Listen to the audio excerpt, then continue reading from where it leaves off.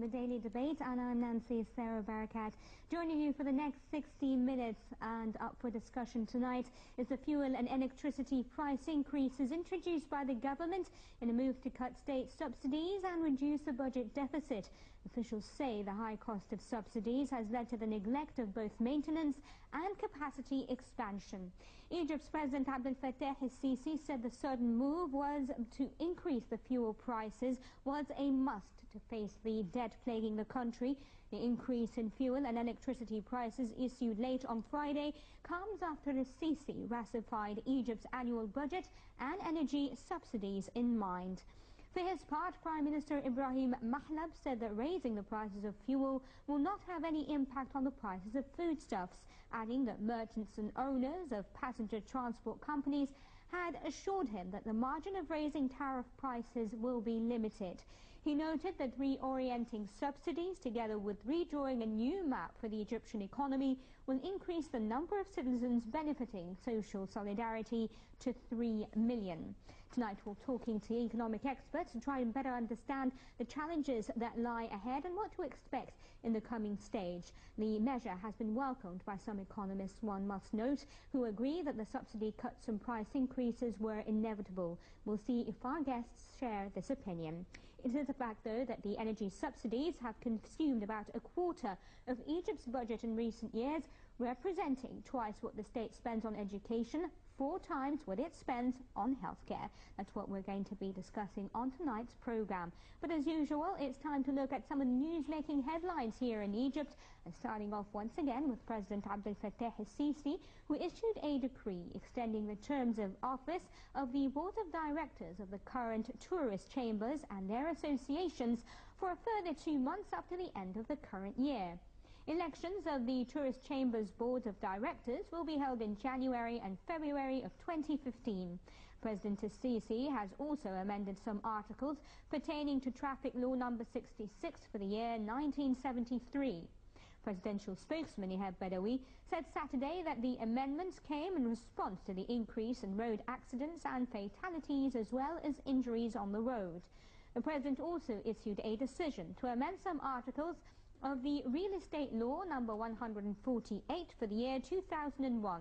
According to presidential spokesman Ambassador Ihab Badawi, the decision comes within the context of the state's commitment to provide low-cost housing units for the low-income brackets, as well as devising a legal system for real estate finance. He said the state is committed to outlining practical and legal solutions to provide proper housing for low-income brackets and meet their basic needs and rights.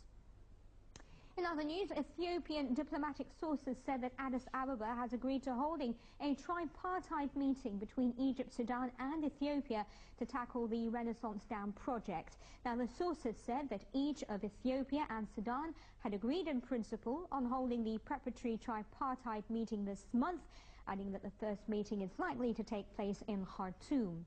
Irrigation Minister Hussein Moghezi said last week that Egypt seeks to find a friendly solution to the issue and holding the meeting soon in order to set the mechanisms of achieving the bilateral statement issued by the Egyptian-Ethiopian summit last month. On Sunday, the Cairo Criminal Court resumed the trial of former President Hosni Mubarak, his 2 sons, Alaa and Gamal, former Minister of Interior Habib al-Adli, 6 of Adli's top aides, over inciting the killing of protesters during the January 25th revolution and for alleged financial corruption. Mubarak was absent during the session for health reasons. At the beginning of the day's session, the defense called on the court to include investigations from the Marriott cell case to Mubarak's case. Mubarak was found guilty in June of 2012 and sentenced to life imprisonment, but his conviction was overturned in January 2013 due to procedural failings, and retrial began in April of 2013. Last August, the ex-president, who had been detained for nearly 2 years, since shortly after his disposal, was granted release and placed under house arrest at Cairo's Maadi Hospital and given a 3-year jail term, but has not been transferred to prison. And finally, the Egyptian stock exchange indices rose collectively during Sunday's mid-session after reducing morning loss triggered by the cabinet's oil price hikes amid reform measures to restructure subsidies, which eat up 20% of the state's budget. Boosted by purchases of Arab and foreign traders, the benchmark index, the EGX 30, rose 0.62% to hit 8,309 points, up from Thursday's 8,258 points. The small and medium cap index, the EGX 70, edged up 0.71% and hit 604 points, and the broader index, the EGX 100, also added 0.67% to reach 1,057 points. Market capitalization gained around 1 billion Egyptian pounds, registering 482.9 billion Egyptian pounds, higher than the 481.9 billion Egyptian pounds recorded on Thursday. On Thursday also, the EGX indices rebounded and market capitalization gained around 4.3 billion Egyptian pounds despite a series of blasts that hit several areas of Cairo. And that's all the top stories I have for you. Let's take a look now at the first report for this evening and a detailed look at the price increases we're facing here in Egypt, and then I'll be back with my guests. Do stay with us.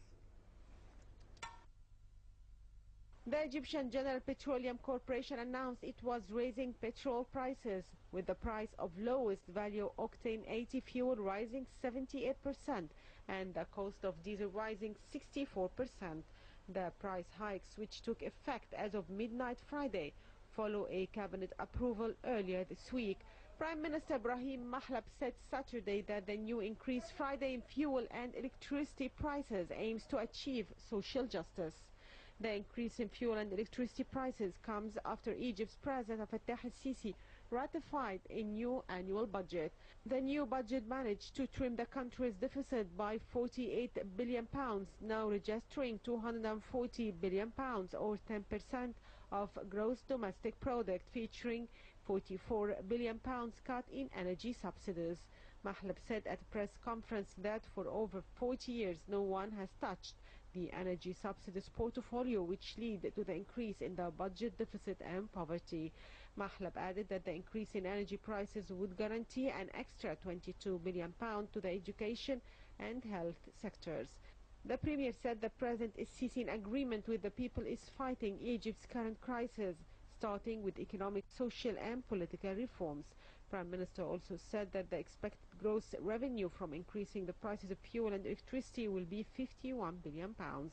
He later confirmed that increasing fuel prices will encourage citizens to join the government's conservation initiative and was an inevitable option to reduce the budget deficit, which has climbed to unprecedented levels in the past few years. Mahlab called on Egyptians to aid the government and join the reform movement in all sectors to fight corruption, adding that gas prices will only increase by 5 to 10%. Prime Minister Ibrahim Mahlab said that raising the prices of fuel will not have any impact on prices of foodstuffs, adding that merchants and owners of passenger transport companies asserted to him that the margin of raising tariff prices will be limited. Electricity prices also saw their share of hikes as Egypt's electricity minister Mohammed Sheikh held a press conference on Thursday to announce the new tariffs for both households and commercial sectors, representing a new increase in energy prices. According to Sheikh, the new tariffs, which started this July, aim to trim the state's subsidies for the electricity sector by 67% over 5 years to reach 9 billion pounds, instead of the 27.4 billion pounds already allocated in the fiscal year 2014-2015.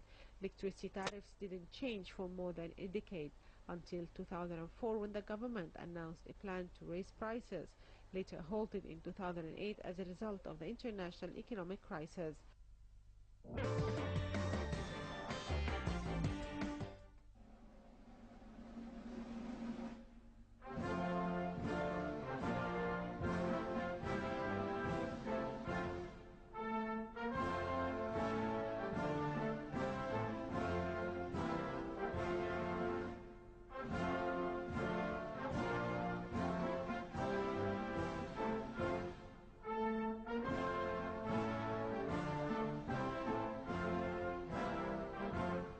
أجيال قوية، أحقق أمانيكي. بإيدي هبنيكي، أجتهد لأعطيكي، أخضر أراضيك.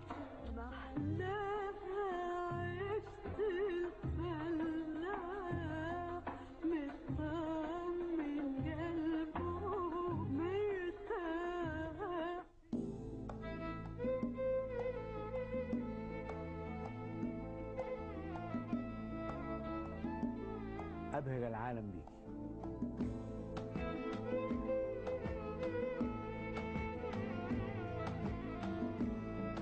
جميلة كل ما فيك.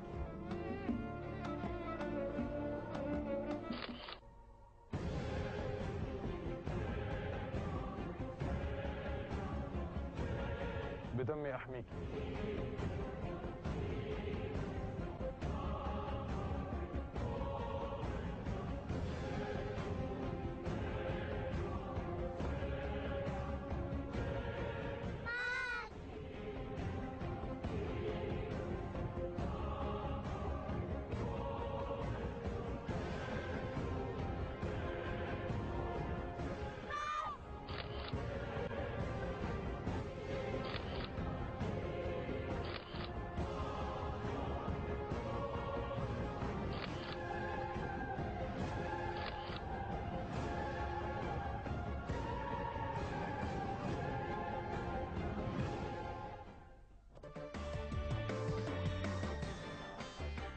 Welcome back, ladies and gentlemen, and I have the pleasure of being joined here in the studio by Mr. Salah Hafiz, former Vice Chairman of the General Petroleum Corporation. Thank you very much for coming in tonight, sir.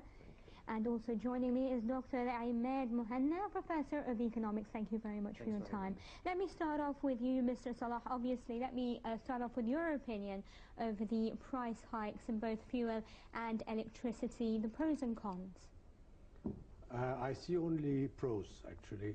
And it is timely, a bit late. It should have occurred much earlier.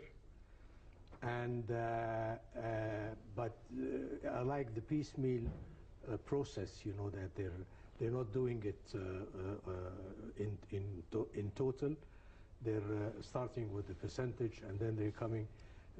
Hopefully, in the fullness of time, the subsidy will have been removed completely. Right. Well, generally, people are concerned about the price hikes and what they may lead to with regards to increase in transportation costs, the costs of foodstuffs, etc. What would you say to those fears? Well, it is justified, you know, to be worried. But we either think, you know, for the future, long term or medium term or short term. Right. In the long term, in the fullness of time, as I said, this mechanism has to be removed completely. I'll give you one example in India. In India, 25 years ago, they were burdened with over-regulation of the system, and subsidy is one parameter of, or one of the factors of over-regulation. They decided to remove subsidy completely, 100%. Right. Completely, 100%. Right. And from then on, the curve of development went sky high. And now, after 25 years, they became one of the strong powers in the world. Right. So this is a vivid example of the subsidy. The subsidy is a burden. The overregulation is disguising the problems. You can't tell the exact size of the problem with artificial mechanisms like that in the formula. So I'm all for it, and I have advocated this action a long time ago. And I see the only cons, of course, is the agitation that will inevitably occur in the streets. But I think the agitation and the steering up will be from those that will lose the benefit of the subsidy, not the poor that really need the subsidy. They will not. It will not be. They will not be affected substantially, you know, by the, because energy represents a small portion of their expenses. Right. So they will be affected, no doubt about it. But the government has to be very alert. They monitor the development that will occur the negative impact of this decision, and they have to be ready to react and to deter those that will that are opposing this action. Okay, I'll come to you, Dr. Ahmed. Your opinions of the fuel price hikes and obviously that of electricity as well. Let's first look at the main problem we're really having here. The main problem here is the fiscal deficit. Right. We're talking about 25% going to the salary sector, 25% going to servicing the debt, 25% going to the subsidy. Talking around 135 million. There's two options here to close that gap in the deficit. Number one is trying to grow the economy, and number two is to really remove the subsidy altogether. Right. Now, when it comes to the subsidy, people that earn between 50 and 100,000 pounds a month probably won't notice the severity of removing the subsidy. We've got a transportation in the last 2 days increased by 50%. Right. Although the Prime Minister stood on TV, on a live TV, saying that the poor will not be affected. How is the poor going to be able to sustain the situation that we're having here? There's a lot of smuggling of the petroleum products from the petrol stations. The government is unable to actually control the market. There's a lot of black market. The 92, the sector of the benzene 92 is being sold today and yesterday for £3.50. Right. Instead of instead of 260. So when it comes to the quarter of the deficit, there is the first option, which is a long term, is to try to grow the economy by trying to reopen the factories that are closed, trying to attract more investment, and the most important thing is the maximum rate, or right. the high rate. We're talking about the invoice of the salaries in the coming year stands at 209 billion pounds. Right. Now, we're talking about 30 to 40% of that going to the top positions, people earning close to £1 million, £1.5 million and £2 million. The government needed to look at those first, enforce the maximum labor rate, and try to protect the poor. We're not saying that removing the subsidy is wrong. What we're saying is it shouldn't be first, because we've got in a classification, a formal classification, 42% of the Egyptians are below the breadline. So I can't really increase that hardship of life by increasing fuel prices and saying it's not going to affect you. It affects everything in life. Affects every aspect in life. Right. So we can't really ignore that. So this decision is wrong, and it's wrong especially in timing, and we need to look at the street reaction, listen to people, see what needs to be done first before we go into that. When it comes to electricity, the Prime Minister said that it ranges between 2 to 7%, and he gave an example of 100 kilowatt consumption will increase from £10 to £12.50, right. which 25%. So we're going to have invoices everywhere going up, transportation is going up, food prices are going up, bread you can't find, fuel consumption in terms of car, transportation, everything is going up. So we're going to face major unrest on the street. That's my expectation. Do you think it would have been better had the lifting of the subsidies, especially on fuel and electricity, Exactly. been more gradual? That's right. Right. That's right. Because we're talking about, fuel is 80% of subsidy. Right. So when we talk about 25% of the whole budget is on subsidy, fuel is 80%. So you cutting 80% of sustenance on a lot of people. We cannot ignore the culture of people that don't want to work. We know that there's a lot of social problems. We know that there's a lot of people that don't want to work and don't want to contribute to the economy. Yes, we all agree, but we can't take this one shot as it happens. The second decision that was made wrong, and this is on the same level, was the stock exchange 10% taxes. Also, the timing was wrong. On the next day, the stock exchange lost 40 billion pounds. So we need to select the right decision at the right time. And the beauty or the heart of any decision is timing. Well, what about, some people would argue that when is the right time? If you keep on delaying, as you said, gradually. as Mr. Salah said, obviously it has been delayed. From his point of view, this is a decision that should have been taken a long time ago. But gradually. Right. We're not saying keep it. I agree with Mr. Salah. It has to be removed, but gradually. Right. Because we've got a lot of economic problems. We've got unemployment of 13.6%. We've got low economic growth of 2%. We've got poor tourism, poor investment, and poor security all over the country. Well, President Abdel Fattah al-Sisi, he commented today in a meeting with Egypt's most prominent newspapers, the editors-in-chief of those newspapers, and he said that now that such a move was a must. Do you agree, and do you agree with the fact that the timing may have been wrong, and perhaps maybe we should have done it, or it should have been done in a more, in installments, if you will? Well, it is being done in installments, you know. The removal is not 100%. It's only 40 billion out of the total of 140 billion. But time is of the essence, and the time and motion of if we're talking about growth, look into growth first, and then accommodate the removal. The best growth will occur in the energy sector if you remove subsidy. Now we have resources, good resources, and this is very much in the line of profession.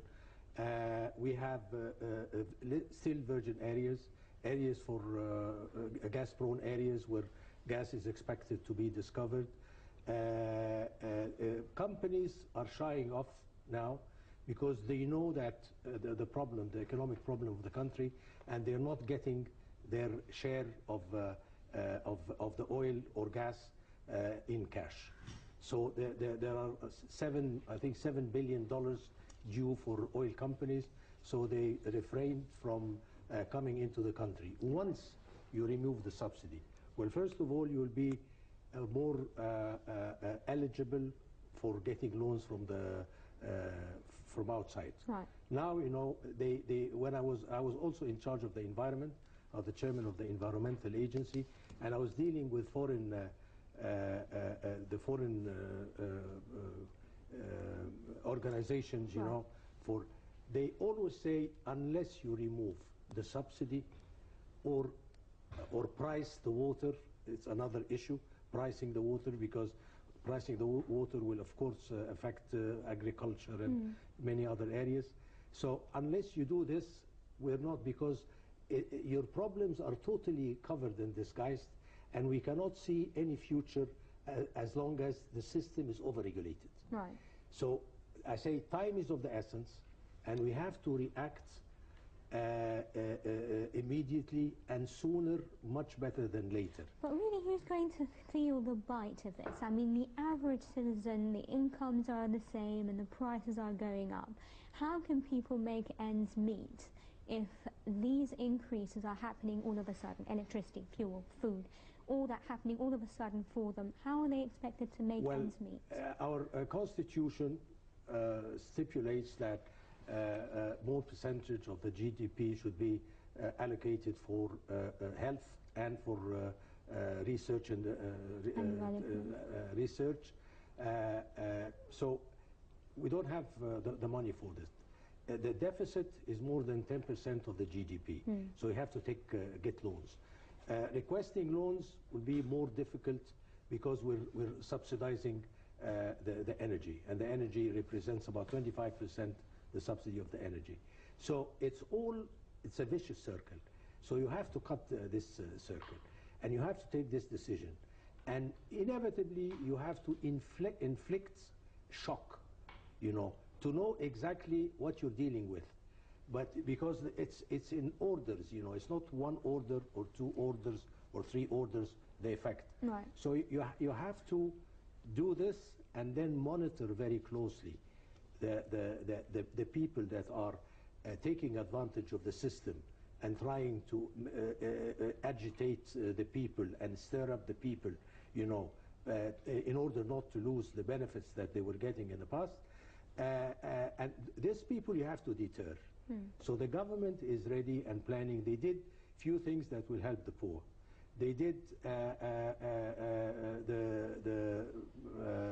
in the food, you know, they introduced and they made available some goods for lower than the price, for the poor only. Right. They have made minimum salary, which will help a lot of big sector of people, you know, to earn more money, and maximum salary. This also will help getting more cash, you know, for the new items that are being introduced. Right. The income tax, and I'm very much for the tax on the stock market. Right. I think it was timely. It made a hiccup only, and the value of what we lost in the market is not really indicative of anything, because it picks up again. You know, the indicator went to less than 3,000 and above 12,000 at one point of time. So this depends on many factors. But for one day to lose cash in the market is not really indicative. But in the future, this will help the economy a lot. Right. So we have to uncover, you know, the many the issues and the overregulation in the system for it to be unleashed. You know, it is moving very slowly, and time is of the essence unless we move fast for the next generation. My generation and the younger generation will suffer, and unless they suffer, we're doomed. Okay. I think we are doomed. Dr. Ahmed, I'll come back to you. When we talk about, obviously, you said that perhaps subsidies shouldn't have been the first thing to be dealt with. From your point of view, what should have come first in terms of economic reforms? The economic growth, in terms of reopening the factories that are already closed, dealing with a lot of problems. I think we've got probably about 300 factories that totally closed in the last 3 years. They needed to deal with that first, because it will create productivity, and with production we're going to export, and that brings hard currency. At the same time, it reduces the balance of trade deficit, and also dealing with the maximum salaries. That is a major issue that they needed to deal with. In terms of the prices and the salaries, the minimum salary, the £1,200, is actually applicable to the public sector. Right. It's only in government. So it only deals with 6.5 million people, and how many are we employing? There is no employment in the government sector, so it's actually almost not there. In terms of the price increase in terms of goods, and what the Prime Minister talked about on TV, that he had meetings with the traders, and had meeting with the, you know, bus drivers, and confirmed with them that they're not going to increase the prices. We having the prices yesterday and today doubled. So where is that agreement? So I think here there's a lot of decisions, or particularly this needed to be gradual, dealing with other issues, as we said, in terms of investment, dealing with factories that are closed, and do a lot of work on tourism. And the most important thing when it comes to investment, that the embassies, the Egyptian embassies overseas, we're talking about 187 embassies, they're not doing anything. They're not doing anything to explain to the world what happened in June 30th. Still a lot of countries believing that was a military coup, and that's because they're not doing their job. When I go back to the reason for removing part of the subsidy, the two points they were talking about is the energy subsidy and the foreign representation. Right. They were talking about foreign representation in terms of the Ministry of Trade, Ministry of Tourism, and the Ministry of Foreign Affairs. Are you reducing the foreign representation and foreign of the Egyptians overseas? These people are spending billions of dollars on the expense of the poor Egyptian. Right. They're driving expensive cars, they're living in palaces, and I've seen them. And I don't want to really get deep into that, because there is a lot of expenses that these embassies should really monitor what they are expending and what they're giving this country in return. Right. They're not doing their job in promoting Egypt as a tourist destination. They're not promoting Egypt well as a good place for investment, and they're not even protecting the Egyptian labor all over the world. Who's going to feel the bite from your perspective of these price increases? Two sectors. The unemployed, that's number one, and the ones that are on a minimum rate. Right. Because this is not just a say. The cost of transportation for a normal man was around 300 pounds. Right. It's now going to go up to 450. So we're cutting out a large amount of his probably savings if he has, and everything else is going to go. We already heard about the telecommunication companies going to increase their tariffs as well, so this is another problem. Food prices, everything is going to go up, right. because it builds on energy. Right. So how are we going to be dealing with this? I mean, obviously you've got a very dark perspective of what's happening here. So how are we going to do? How does the government, or what should the government be doing to alleviate some of the suffering that's going to, or some of the impact that this decision is going to have on the standard of living? Monitoring, but this is difficult to do. Right. There's a lot of smuggling of petrol from the stations. This is really the hard part, is monitoring what has been happening, and even monitoring is going to be difficult. Because we've got a corrupt administrative system. Right. This is really what has been happening. We've got a lot of people in official positions that were counselors and assistants and followers and supporters of ministers that were caught in acts of corruption. They're still in government. So if we cannot reform the administrative decision, there will be no monitoring whatsoever. Right. So how important is it? Because I mean, it was also always mentioned when by officials, the restructuring and the looking at corruption at a certain level. How do you think? How important, imperative is that we deal with this? This is plan number one. Right. Has to be done. If you reform the administrative system and put the right people in the right place, everything else is going to work fine. Because at the moment, what even Mr.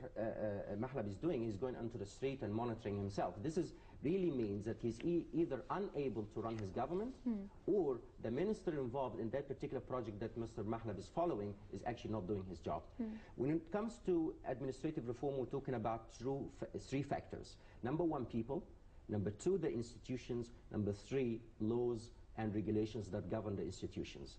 So if you're going to take a corrupt person, put one in. If the institution is not restructured properly to deal with Egypt in the 21st century and change the rules and regulations that has a lot of loopholes that they play on, we've got to work on the three factors: change the people that are corrupt in the system, reform institutions, and we at the moment got about 6.5 million people in the administrative system. We only need 2.9.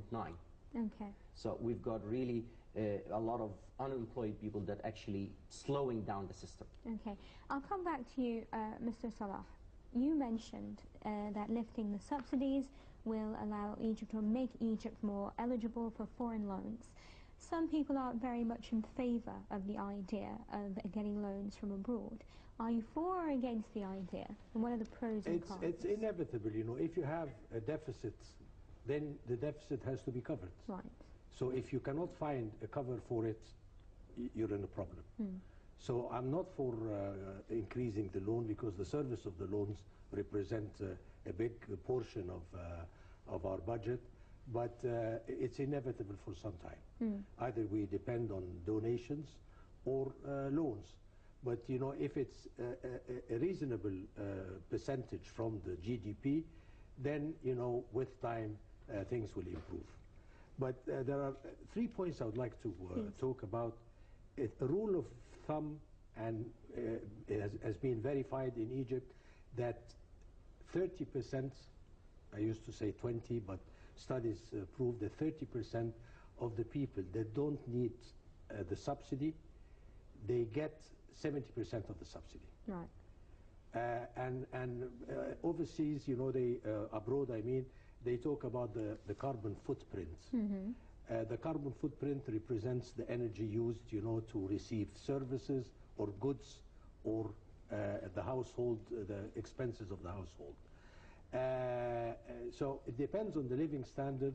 The carbon footprint is high or low, and there is something that is being said, that the carbon footprint of an average American, if it's applied to all the inhabitants of planet Earth, the 7 billion, we need 9 planets like Earth to sustain the needs of this living standard. So it is known that the living standard, as it becomes higher, you consume more energy, and hence you get more of the subsidy.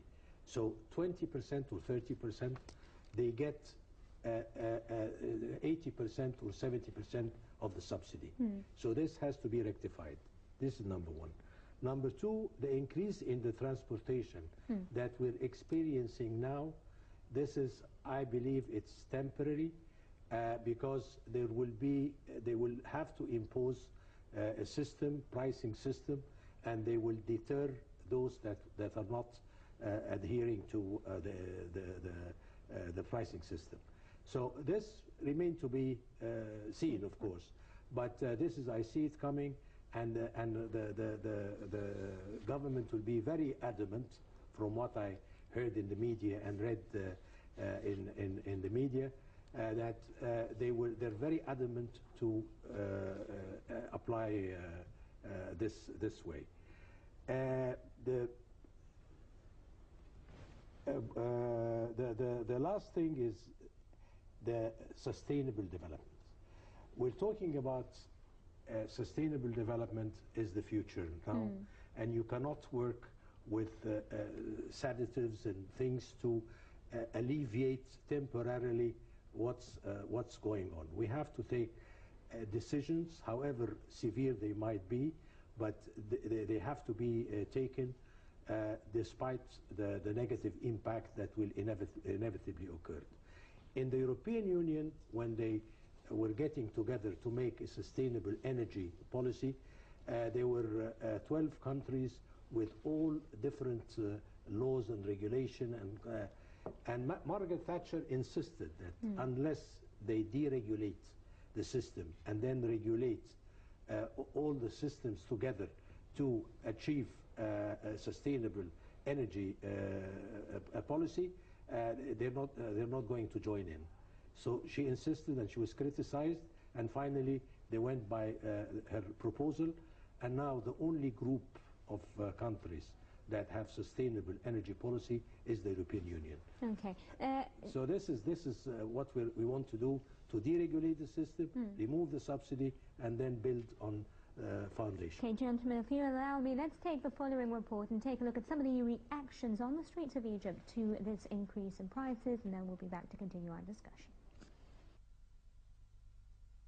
Amid fears of the consequences of the steepest comprehensive fuel price hikes in decades, a number of economists and analysts have welcomed both the timing and the magnitude of reforms to Egypt's bloated fuel subsidy program. On Friday at midnight, the government of Egypt raised the prices of 3 widely used state-subsidized fuels, 80-octane gasoline, 92-octane and diesel fuel, by up to 78%. Egyptians woke up to find the prices of certain modes of non-governmental public transport, such as the popular microbus, were charging 50% higher fares than the previous day.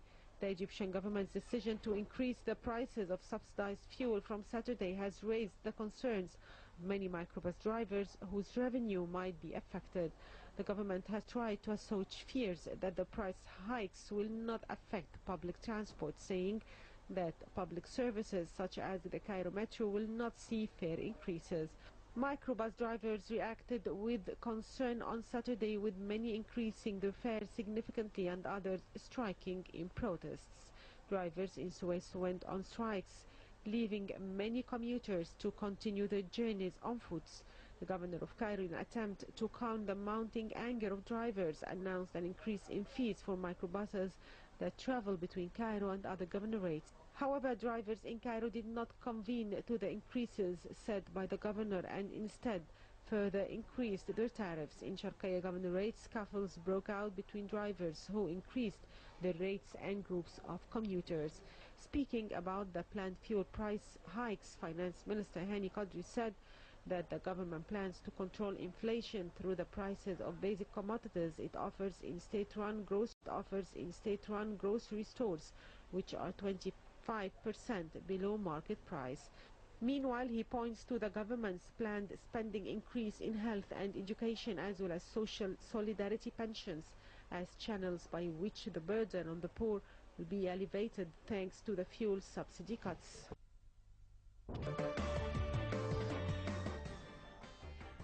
Welcome back, ladies and gentlemen. Dr. Ahmed, I'll come back to you. Obviously, as the report pointed out, we saw the Prime Minister meet with representatives of drivers to introduce new guide lists for passengers. They said that they would abide by low tariffs, and then today people woke up to pay double the fees or the tariffs that they used to pay for the same trip. What's happening there? Well, it means one of two things. Either the drivers are liars, or the Prime Minister doesn't know what he's talking about. Right.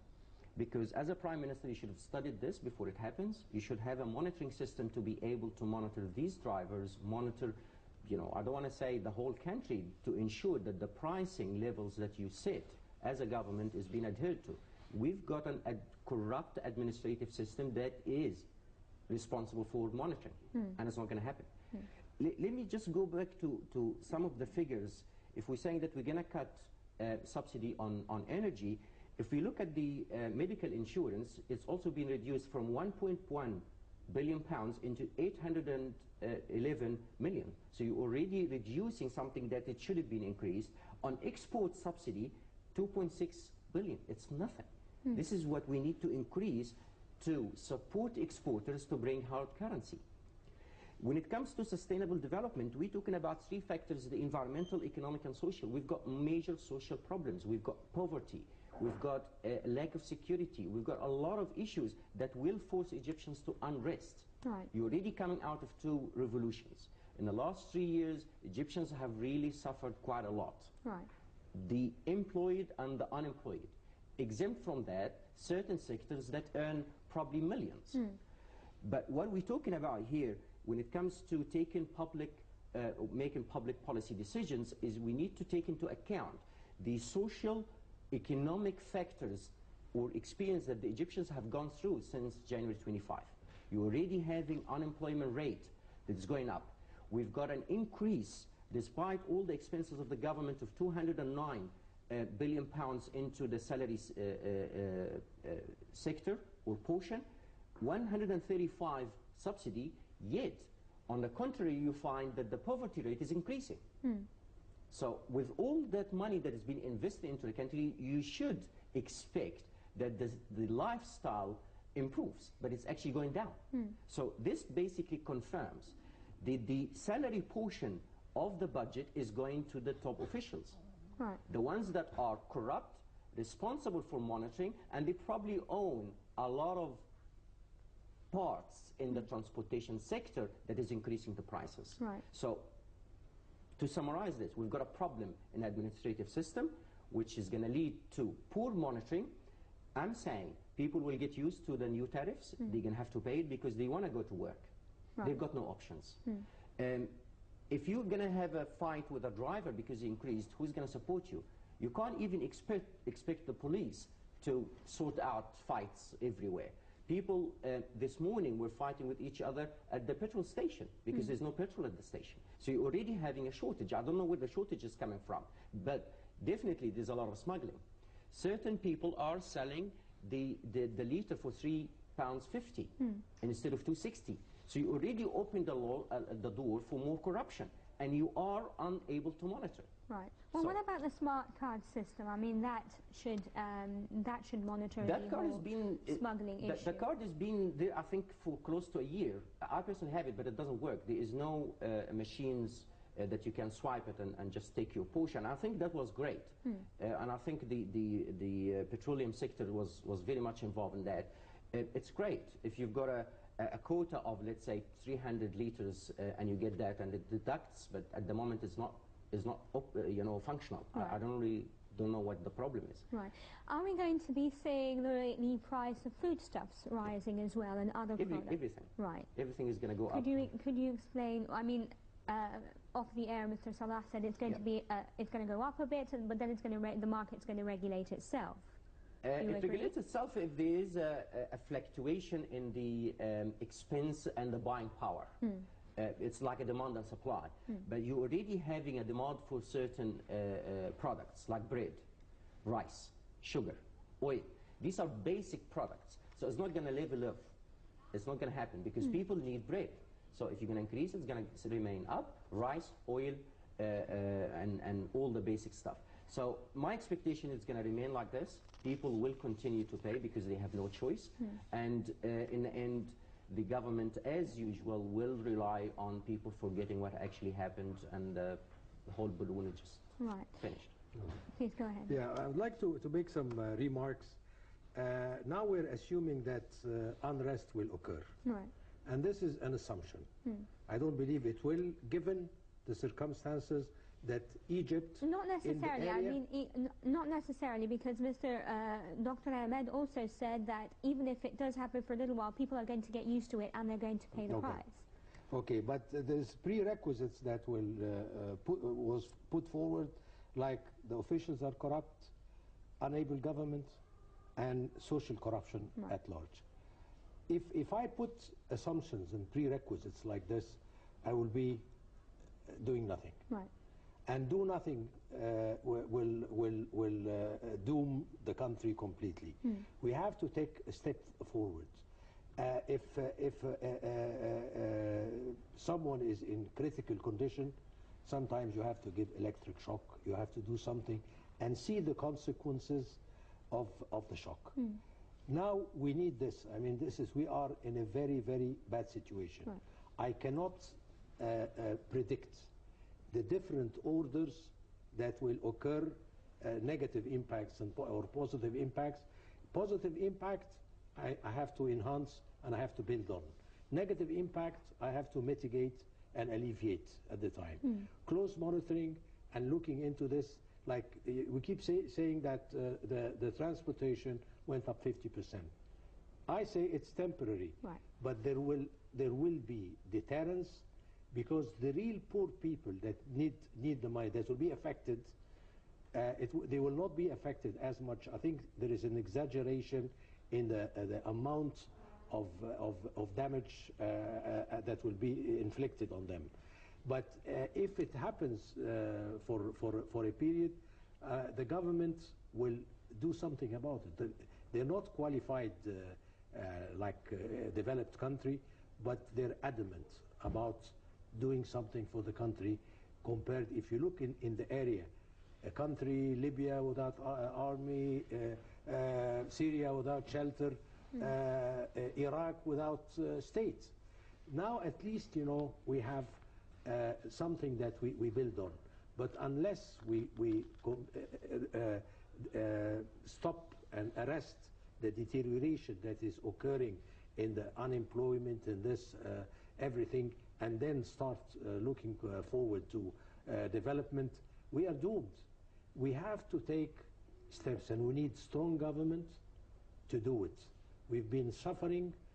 You know, the issue of subsidy was discussed in the board of directors of EGPC when I was a board member in the 80s. And he said, we cannot withstand the damage that will occur in the economy if we keep. At that time, we were net exporter of oil. Now we're net importer of energy. Right. So something will have to be done. And I see the president is very adamant about it, and the government is very adamant about it. And being like this, you know, I'm sure that they will handle the situation and iron out problems that will occur in the So you think people are going to swallow this pill? Yes. And they're going to see it through? Yes. Right. And how do you expect, I mean, do you expect more increases when it comes to prices or when it comes to taxes? Or what should we expect in the foreseeable future with regards to the lives of citizens and the prices that they're going to have to pay for us to overcome this period? They will suffer. Right. Definitely, I mean, they will suffer, but if we give more tranquilizers and like what has been done in the past, you know, we're losing the chance of developing and being unleashed. Well, how important is transparency at this point? And Very being important. right. Very, very important. It's essential. Okay. And Dr. Ahmed, let me conclude the episode with you. Your final thoughts and importance, as I just asked Mr. Salah, of transparency in the coming period. Absolutely. We said before, tell me where the problem is and what the problem is and the details of it, and I'll support you. Right. But I think in taking certain decisions, don't expect the poor man on the street, and I can't understand how the poor man is not going to be affected by the price increase. I really can't get that. But obviously the analysis needs to be based on a number of angles, not just from an angle of a sector that is probably rich and doesn't really feel the fuel increase. But we really, all we can say that we need to give the government a chance to show us the good results they are promising, and hopefully things will come through right and become a better country with a better economy. We definitely hope so. Thank you very much, Dr. Ahmed Mehna, Professor of Economics, for your time, and of course Mr. Salah Hafiz, former Vice Chairman of the General Petroleum Corporation. I thank you very much for your time as well. Ladies and gentlemen, that's a wrap to this edition of the Daily Debate, but we'll be joining you again tomorrow with a new topic here on Now TV International and with my colleague Mona Hey, do join us then. I'm Nancy Sarah Barakat signing off for this evening. Thank you very much.